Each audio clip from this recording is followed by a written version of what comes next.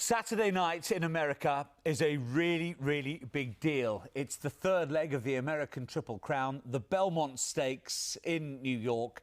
And let's whisper a very good morning to Peter Fornatale there, who I thought would be in his Willy Winky cap, because in New York it's very early in the morning. But Peter, hi to you. Nice to have your company.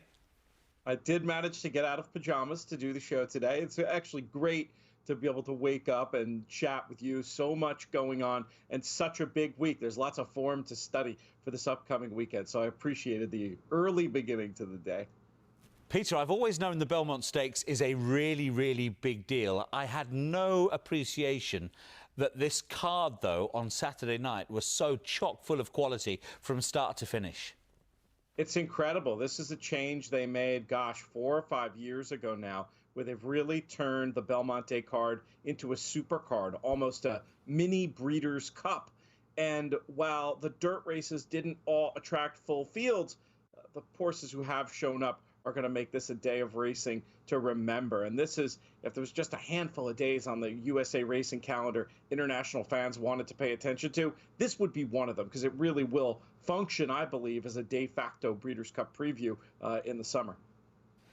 Well, let's explore what might win the Belmont Stakes then, Peter. And, of course, a great place to start is the Kentucky Derby. And out of that, a horse called Essential Quality, who seemed to not get the breaks, let's put it that way.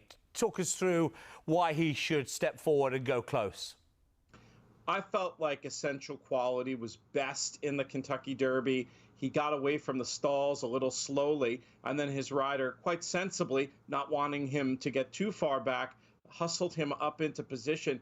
As a result, he ended up going wide, used that early energy to get into the race, and it told on him here at the end. You see how wide he comes around that final bend. Right here, it looks like he's going to win the race, and he flattens out late.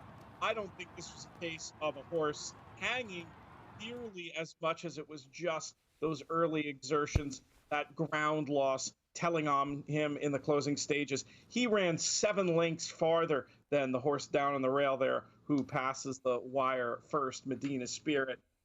The other thing about him is I just feel like he's really suited to a test like the Belmont. He's not a brilliant, flashy horse. He's more of a grinder. He's a horse who really should appreciate the 12-furlong distance of this year's Belmont Stakes. It's a tough field. This isn't a penalty kick, but he's going to take a lot of beating. He is his favourite there. It's curious, though, isn't it, Peter? The horse that finished ahead of him at Churchill Downs, Hot Rod Charlie, a much bigger price in the Belmont betting at 11-2. I think this just comes down to what we call trip handicapping. I described the difficulties Essential Quality had. I would estimate that in that run he lost something on the order of 6 or 7 lengths. Meanwhile, Hot Rod Charlie had maybe the best trip, as far as I'm concerned, of any runner in this year's Kentucky Derby. He's a good horse, but that difference in price is correct. I don't think you want to take a literal reading of the form when one horse has the run of the race and the other has everything go against him. So Hot Rod Charlie has a chance, but I just have a feeling that Essential Quality is going to run better than him, and then I'd still take Rombauer over him as well. I think the market has the order pretty much spot on. 3 more important horses to have a chat about, Peter. 2 of them ran in the Derby itself and had no races, really, for different reasons. Tell us about Known Agenda and Rock Your World. So Known Agenda is another interesting runner. He was in bad shape right from the draw. He's another horse who doesn't have brilliant early speed.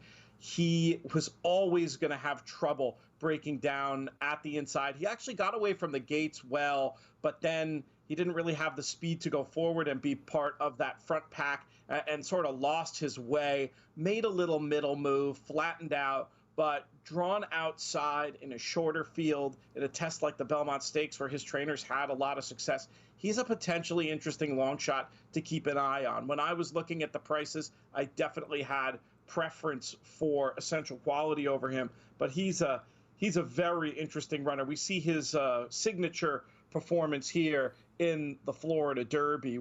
This race compares favorably or at least on par with any race any 3-year-old dirt horse has run in the USA.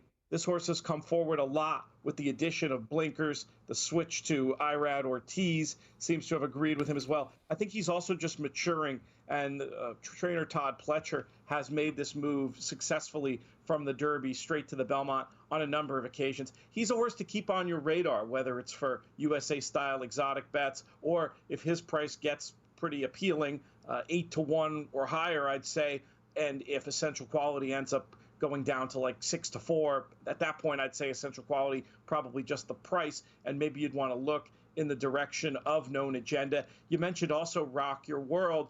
Now, he lost all chance at the start. His rider lost an iron leaving the gates. He took a bump. This was a speed horse whose only chance, in my opinion, was to go to the lead, and he never got anywhere near there. They pretty much took care of him thereafter.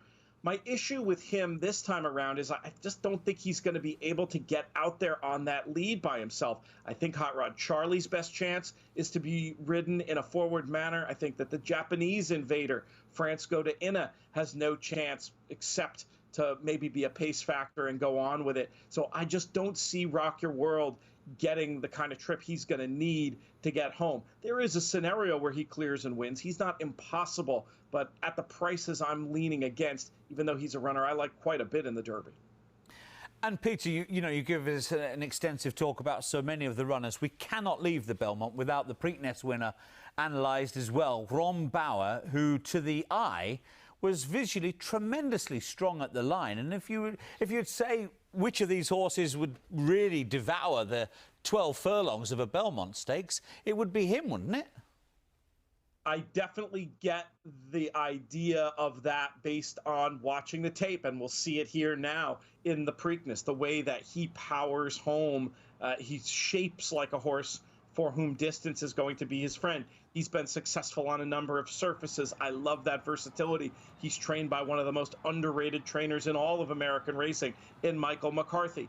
The thing that gets me about Rombauer in this spot is I feel like he really had the run of the race. This was a terrific setup with plenty of pace in front of him. And as good as this was, I'm just not sure that form's going to hold up in what's going to be a different pace scenario, I'm guessing, on Saturday in the Belmont. Listen, he's got every chance. I just feel like, for me, he's more of a 4 or 5-1 shot. Essential Quality, super appealing earlier in the week when we were looking at 3-1, 11-4, still on the right side at 2-1. I guess what I'm saying is I feel like Rombauer's just the price, but obviously he goes there with a very big chance and would be no surprise at all. I just want to see him back up that effort under one more different scenario. So you've got your last $50 and you need a Belmont winner, Peter. Mark our card for us. How do you sum it all up? I'd keep it simple. I'd bet Essential Quality. It is appealing. I mean, if you're somebody who can't back a favorite, I would not argue with anybody who wanted Known Agenda at those prices. But I feel like the value there is with Essential Quality. I make him more like a 6-4 shot. So there's definitely a little bit of juice there. I think he's probably the best horse in the race. I think he was best in the Kentucky Derby. And this is a trainer. This is a horse who goes out for a trainer who's been talking about Essential Quality as his Belmont horse ever since he had his first breeze. So I think he's going to be well suited to this task.